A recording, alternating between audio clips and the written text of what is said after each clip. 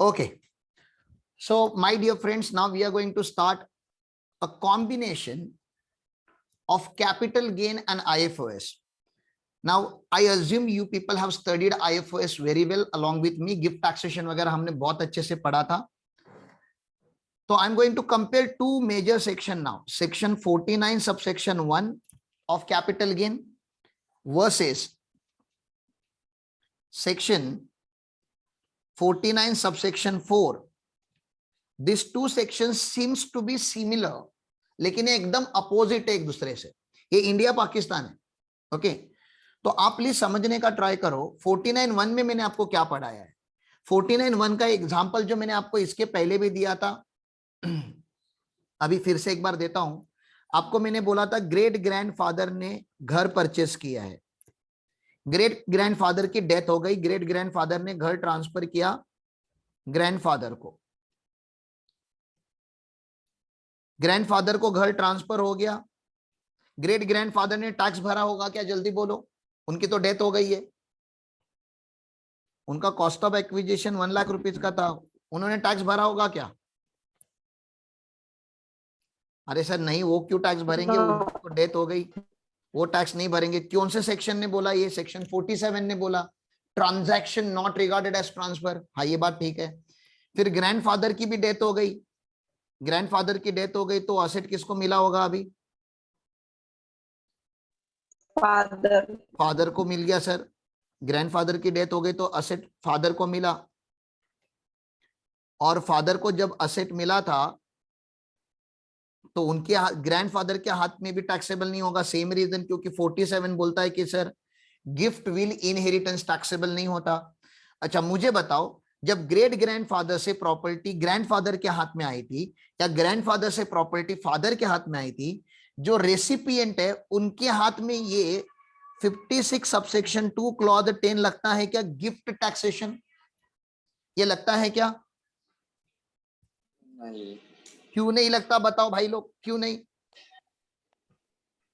ये क्यों नहीं लगता? क्यों?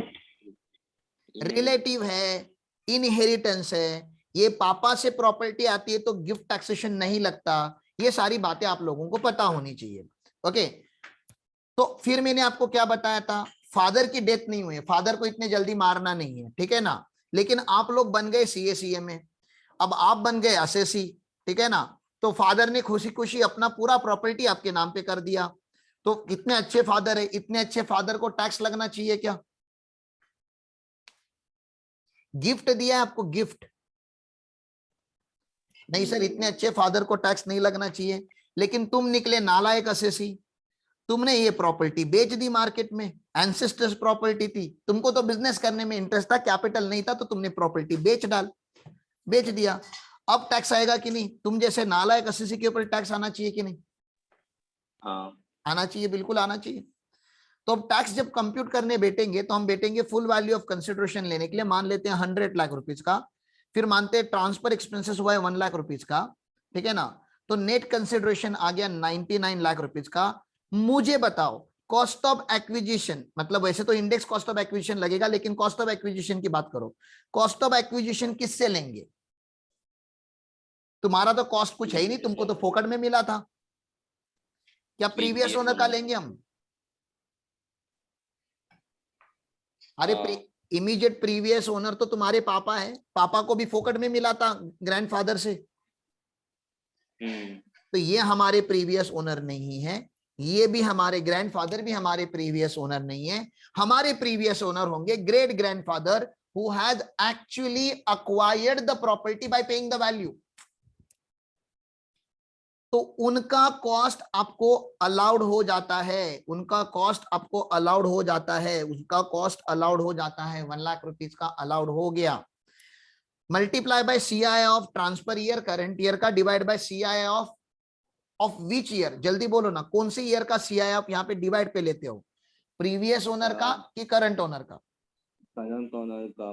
करंट ओनर का लेने का. तो मैंने आपको क्या सिखाया है? हाँ, ये प्रीवियस ओनर का भी ले सकते हो अगर मंजूला जे शाह का आपने केस लॉ अप्लाई किया तो. लेकिन सेक्शन 49(1) बोलता है कि भैया यूजुअली अगर नॉर्मली अगर normally cost of acquisition, period of holding और इंडेक्स, ये 3 बातों की हम करेंगे। अगर आपने खुद ने प्रॉपर्टी परचेस किया, होल्ड किया, सेल किया, purchase hold sell, purchase hold sell किया, तो normally cost of acquisition current owner का लेते हैं, पीरियड ऑफ होल्डिंग भी करंट ओनर का लेते हैं, इंडेक्सेशन भी करंट ओनर का लेते हैं। लेकिन क्योंकि तुम अभी कवर हो रहे हो सेक्शन 49(1) गिफ्ट की सिचुएशन से, और गिफ्ट तुम्हारे हाथ में टैक्सेबल नहीं था, ये बहुत इंपॉर्टेंट बात है, गिफ्ट तुम्हारे हाथ में नॉट टैक्सेबल था। ये गिफ्ट जो था ये रेसिपिएंट के हाथ में टैक्सेबल नहीं था, क्योंकि जो गिफ्ट देने वाला था वो तुम्हारा बाप था, ठीक है ना। तो ये जो कॉस्ट ऑफ एक्विजिशन हम लेंगे, ये प्रीवियस ओनर का लेते हैं, पो का लेंगे, प्रीवियस ओनर का लेंगे। Long term short term check करने के लिए पीरियड ऑफ होल्डिंग भी प्रीवियस ओनर का लेंगे। लेकिन सेक्शन 49(1) का एक डिफेक्ट है, वो बोलता है इंडेक्सेशन तो उसी दिन का लेना जिस दिन current owner became the owner for the first time. तो सर ये पोपो को सिचुएशन होता है। फिर मैंने यहाँ पे आपको एक्सेप्शन भी बताया, मंजुला जे शाह का केस भी बताया, बॉम्बे हाई कोर्ट का केस है। मैंने मंजुला जे शाह को बॉम्ब नहीं लिखा हुआ है, बॉम्बे हाई कोर्ट का जजमेंट है। उन्होंने बोला सर अगर आप कॉस्ट प्रीवियस ओनर का दे रहे हो, पीरियड ऑफ होल्डिंग भी प्रीवियस ओनर का दे रहे हो, तो लॉजिकली इंडेक्सेशन भी प्रीवियस ओनर का देना है। लेकिन ये जजमेंट महाराष्ट्र गोवा में प्रीवेल करता है, बाकी स्टेट में प्रीवेल नहीं करता, बाकी स्टेट इसको रेफर कर सकती है। तो ये मैंने आपको बता दिया, ये सिचुएशन ऑलरेडी मैंने आपको पढ़ाया हुआ है, इसमें कोई डाउट आई होप नहीं होना चाहिए, क्योंकि इसके 2-3 क्वेश्चन भी हो गए अभी। है क्या कोई डाउट? नहीं सर। नहीं, ये क्लियर हो गया आपको। तो ये आपको कॉस्ट प्रीवियस ओनर का मिलेगा और कैपिटल गेन आपका कम हो जाएगा। लेकिन ये बात तो मैंने की, कौन सी? ये बात मैंने की सेक्शन 49 सबसेक्शन 1 की। मुझे बताओ, क्या मैंने आपको ऐसा पढ़ाया है कि इस दुनिया का हर गिफ्ट, गिवर जब गिफ्ट देता है रिसीवर को, गिवर जब गिफ्ट देता है रिसीवर को, क्या इस दुनिया का हर गिफ्ट नॉट टैक्सेबल है? नहीं। नहीं, कुछ गिफ्ट्स तो हमने टैक्सेबल भी करके रखे हैं। कौन से सेक्शन में? सेक्शन 56 सबसेक्शन 2 क्लॉज 10 में, ठीक है ना। हाँ। इसमें हमने टैक्स करके रखा हुआ है। तो मान लेते हैं कि ये जो गिवर है, इसने रिसीवर को एक गिफ्ट दिया। गिवर ने ये गिफ्ट लिया था 10 लाख रुपए का, उसने खुद लिया था, ये घर है पकड़ लो, ठीक है ना। और इसने जब इसको दिया, तब इस घर की स्टैम्प ड्यूटी वैल्यू जो थी वो 60 लाख रुपीस की थी, ठीक है ना। मुझे बताओ, ये गिफ्ट ही है, क्या ये गिवर के हाथ में टैक्सेबल होगा? गिफ्ट, गिफ्ट टैक्सेबल होता है क्या? अरे इसने जो 10 लाख रुपए का गिफ्ट, जिसकी अभी मार्केट वैल्यू 60 लाख या स्टैम्प ड्यूटी वैल्यू 60 लाख हुई है, गिफ्ट में दिया, इसको कुछ भी फायदा हुआ क्या इस टकले को? अरे आप अगर किसी को गिफ्ट दोगे, आपको कुछ भी फायदा हुआ है क्या? आपको कुछ 1 रुपए का फायदा नहीं हुआ है, आपने गिफ्ट दे दिया। लेकिन इसका क्या कांड होता है आगे जाके, मुझे बताओ, ये जेन्यून है कि नॉन जेन्यून है? पहले वो बताओ, जेन्यूनली कोई किसी को 60 लाख रुपए का घर गिफ्ट देता है क्या यार? भले तुम प्यार में कितने भी डूब जाओ, तुम गिफ्ट दे दोगे क्या अपना घर? नहीं। नो। और ये दोनों रिलेटेड नहीं है, ये माँ बाप है ऐसा कुछ नहीं है, अनरिलेटेड लोग हैं, ये दोस्ती यारे वाले लोग हैं, ये बॉयफ्रेंड गर्लफ्रेंड लोग हैं, ऐसे वाले लोग हैं। तो मैं पूछ रहा हूं आपको, ये जेन्यून ट्रांजैक्शन नहीं है, ठीक है। इसका मैं आपको, इसके साथ क्या होगा ना, इसका स्टोरी तुम सुनोगे 50C में, इसके तो बाद में हम वांदे लगाएंगे, पहले तो इसकी सुनो, पहले आप इसकी सुनो। अब ये रिसीवर जो है, इसके हाथ में ये गिफ्ट टैक्सेबल होगा या नहीं होगा 56 में? होगा। अनरिलेटेड है, इसकी शादी नहीं हो रही है, ये मर नहीं रहा है, कुछ नहीं। सर इसको तो टैक्स लगेगा कि नहीं लगेगा 50C की बात करेंगे, लेकिन ये जो रिसीवर है, इसके हाथ में ये टैक्सेबल हो जाएगा। सर कितना टैक्सेबल? सर क्योंकि इसका वैल्यू 50,000 से ज्यादा है, ये फुल्ली टैक्सेबल हो जाता है, बरोबर ना। टैक्सेबल वैल्यू इज ये equal to stamp duty value of the gift. तो ये 60 लाख रुपया पूरा टैक्सेबल हो गया। अब ये जो बंदा है, सुनो हाँ, ये जो बंदा है, इसने मार्केट में ये घर सेल किया, सोल्ड, मार्केट में इसने घर बेच दिया। अभी तक की स्टोरी क्लियर है? ये आप बन जाओ, आप, ये मैं बन जाता हूं। मैंने आपको जो गिफ्ट दिया है वो आपने सोल्ड किया, हाँ।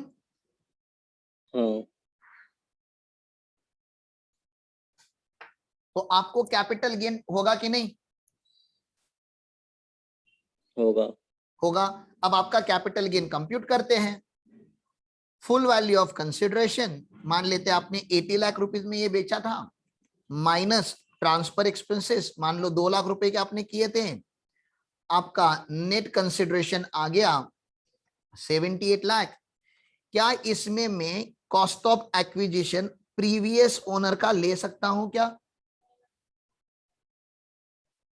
क्योंकि आपने यहां पे प्रीवियस ओनर का लिया होता है ना, जब भी आपको गिफ्ट में असेट मिलता है तो आप कॉस्ट ऑफ एक्विजिशन किसका लेते हो? प्रीवियस ओनर का।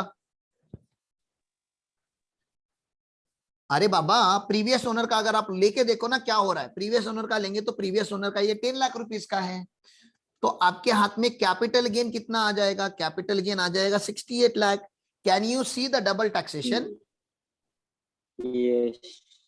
ये ऐसा मैंने ईसॉप में आपको पहले भी पढ़ाया था, डबल टैक्सेशन। ईसॉप का जो सिचुएशन मैंने थोड़े टाइम पहले पढ़ाया था वैसा ही है ये। तो इसमें कैश फ्लो टेक्निक में लगा के दिखाता हूं। कैश फ्लो टेक्निक से आपको ज्यादा जल्दी समझ में आ जाना चाहिए। मुझे बताओ तुम्हारे पास जिंदगी में नेट इनफ्लो कितना हुआ था? नेट इनफ्लो, ठीक है ना, नेट इनफ्लो कितना हुआ था? 80 लाख रुपीज का पैसा मिला था, उसमें से 2 लाख रुपया खर्चा हो गया था आपको, तो नेट इनफ्लो तो आपके पास 78 लाख रुपीज का आया था। और आपके यहां से कुछ भी आउटफ्लो हुआ था क्या? ये घर लेने के लिए, एक घर लेने के लिए आपने 1 रुपया भी दिया है कि आपको गिफ्ट में मिला है? गिफ्ट मतलब विदाउट कंसिडरेशन। तो आपका कोई भी आउटफ्लो हुआ है क्या? नहीं सर, हमारा कोई भी आउटफ्लो नहीं हुआ है, नील है। तो आपका नेट कैश आपके पास कितना बचा हुआ है? अभी कितना बचा हुआ है आपके पास नेट कैश? 78 लाख, बरोबर। यस। तो आपने कैपिटल गेन चैप्टर में 68 लाख रुपीस के ऊपर अगर टैक्स भरा और आईएफओएस में 60 लाख के ऊपर टैक्स भरा, तो 2 बार टैक्स नहीं हो रहा है? 60 लाख प्लस 68 लाख, बाप रे, इतना बड़ा टैक्स। हाँ। अरे ऐसा कौन करता है, मर जाएगा ये एसएससी। हाँ, तो इसको जितना मिला नहीं, इसका जितना सेलिंग प्राइस भी नहीं है, उससे ज्यादा तो तुमने टैक्सेबल वैल्यू करके रखा। तो आपको नहीं लग रहा यहां पे अगर मुझे एसएससी को बेनिफिट देना है तो ये गलत है? ये गलत है, ऐसा नहीं होना चाहिए था। मुझे जिस वैल्यू पे एसएससी ने टैक्स भर दिया है 60 लाख पे, उसी वैल्यू को यहां से माइनस करना चाहिए था 60 लाख। तो इसका कैपिटल गेन आ जाएगा 18 लाख। हाँ, अभी देखो आईएफओएस में 60 लाख टैक्सेबल हो रहा है और कैपिटल गेन में 18 लाख टैक्सेबल हो रहा है। तो जितना कैश तुम्हारे पास नेट नेट बचा हुआ है, उतना 2 अलग अलग चैप्टर में टैक्स हो रहा है। बोलो ये समझा मैंने क्या जो भी बोला अभी? Yes sir. ठीक है ना। तो यहां पे मैंने क्या किया, सर ये नॉर्मल सिचुएशन है, ये वो वाली सिचुएशन नहीं है। यहाँ पे cost of acquisition current owner का होता है, पीरियड ऑफ होल्डिंग भी करंट ओनर का होता है, और इंडेक्सेशन बेनिफिट अगर लॉन्ग टर्म होगा तभी भी ये करंट ओनर का ही होगा। खाली इसका कॉस्ट जो होता है, क्योंकि इसने परचेस नहीं किया लेकिन आईएफओएस में गिफ्ट टैक्स भरा हुआ है, तो 56 सबसेक्शन 2 क्लॉज 10 में जो तुमने वैल्यू ली होगी वो वैल्यू इसकी कॉस्ट बन जाती है। बस इतना एक्सेप्शन है। बोलो मैंने क्या बोला, क्लियर है? थोड़ा अभी समराइज कर रहा हूं मैं, कंक्लूड कर रहा हूं मेरे पॉइंट को। Do you understand this? हाँ। और तुमको अगर लगता होगा कि इंस्टीट्यूट इतना डीप डीप में जाके अगर क्वेश्चन नहीं पूछती है, तो चलो मैं आपको क्वेश्चन दिखा देता हूं। देखो मैंने यहाँ पे क्लियरली लिखा है, ये पो तभी लगता है। Provision is applicable only if gift asset is received by the assessee was not taxable under section 56 subsection 2। क्योंकि अगर टैक्सेबल हो जाता है, अगर असेट अक्वायर्ड किया बाय वे ऑफ गिफ्ट, तो सेक्शन 49 सबसेक्शन 4 लगता है, 1 नहीं लगता। ये ऊपर 1 है, ये 4 है। और फिर यहाँ पे वैल्यू हमको लेनी पड़ती है प्रीवियस ओनर की नहीं, value adopted under section 56 subsection 2 clause 10। जिस वैल्यू पे तुमने आईएफओएस में टैक्स भरा है वो कॉस्ट बन जाता है, ये डीम्ड कॉस्ट है। और period of holding previous owner से नहीं लेते हम, करंट ओनर से ही लेते हैं। तो यहाँ पे मैंने आपको समराइज अगर मुझे करना है तो सीओए, पीओएच एंड इंडेक्स, ये तीनों में को होता है under section 49 subsection 4। Current owner current owner current owner, लेकिन ये जो कॉस्ट है ये डीम्ड कॉस्ट होती है, ये एक्चुअल कॉस्ट नहीं होती, ये डीम्ड कॉस्ट होती है अंडर सेक्शन 56 सबसेक्शन 2। ये जो भी तुमने वैल्यू ली होगी उतना डीम कॉस्ट होता है। इसके ऊपर सीए इंस्टीट्यूट ने एक बार ये क्वेश्चन पूछा था, जो यहाँ पे अपने स्टडी मटेरियल में आईएफओएस में है। ठीक है ना। तो मैं IFOS का मैं क्वेश्चन ढूंढ रहा हूं, अगर कोई मॉडल से पढ़ रहा है तो कैपिटल गेन में ना ढूंढे। ये पेज नंबर 4.478 IFOS का सेकेंड क्वेश्चन है, and this is one of the important question when you study capital gain and gift taxation combined. ठीक है, this is one of the deadliest combination as I told you earlier. Capital gain और IFOS का एक combination बनता है यहाँ पे। Mister A a dealer in shares, पहले तो इसको हाईलाइट करो, ये डीलर इन शेयर्स है, तो इसके लिए शेयर्स क्या होंगे, स्टॉक इन ट्रेड होते हैं। Received the following without consideration, without consideration मतलब ये सब गिफ्ट है। अब हमें देखना ये गिफ्ट टैक्सेबल होता है कि नहीं। कैश गिफ्ट मिला है on of ₹75,000 on his anniversary as on 15th April, तो ये तो मॉनेटरी एसेट हो गया ना। यस। आपको मेरा आवाज आ रहा है क्या, क्योंकि मेरा स्क्रीन फ्रीज हो गया है। आवाज येतोय सर। लेकिन मेरा सिस्टम लॉक हो गया है, क्या कर सकता हूं मैं देख रहा हूं आप लोगों को। हाँ। एम आई विजिबल, मतलब मैं बॉडी मूवमेंट कर रहा हूं, दिख रहा है आपको। यस। बाप रे, तो मेरे यहाँ पे ऐसा क्यों हुआ है फिर। मैं कुछ भी नहीं कर पा रहा हूं, ना मैं लिख पा रहा हूं ना कुछ कर पा रहा हूं।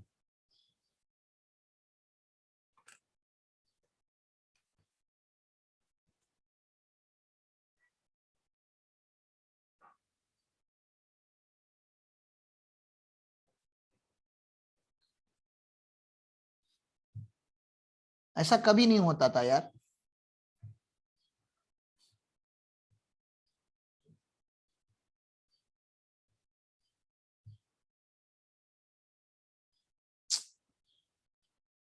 क्या करूं।